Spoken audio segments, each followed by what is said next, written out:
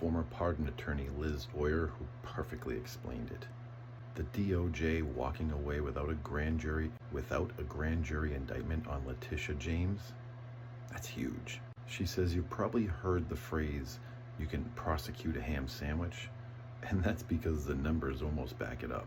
That's not a joke. It comes from the reality that grand juries almost always indict. Like, you're literally more likely to get struck by lightning than you are to walk away without a grand jury indictment. And that's exactly what just happened to the U.S. Department of Justice. In one of Donald Trump's witch hunts, in one of Donald Trump's little retaliation projects of going back after Letitia James because she went after him. But back to statistics. Nearly 1 in every 25,000 cases gets a grand jury indictment.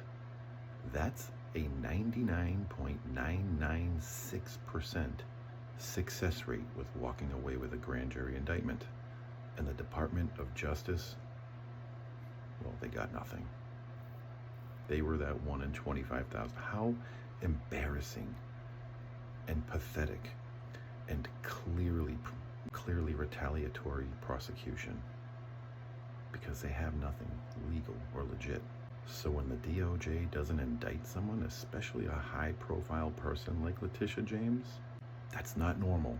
That's not routine. That's not normal. That's not routine, and that's not politics.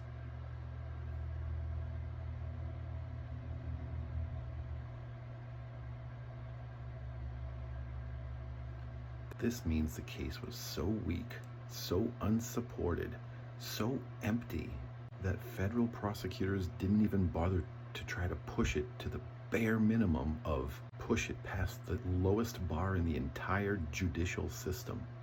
The same process where drug cases get indicted, fraud cases get indicted, cases with almost no witnesses get indicted, cases built on one document or even a tip walk away with an indictment. Grand juries are the easy part. They're designed that way. So for the DOJ to say, yeah, no, we're not even taking this forward, that should tell you everything. That should tell you that all the right-wing talking points about Letitia James being criminal or corrupt or bias is just noise. If there were evidence, any evidence, the DOJ would have presented it. And the grand jury would have indicted, because they always do. This wasn't some kind of close call or a nail-biter. This was a prosecutor looking at evidence and simply saying there's nothing here. When you're in the 1 in 25,000 category,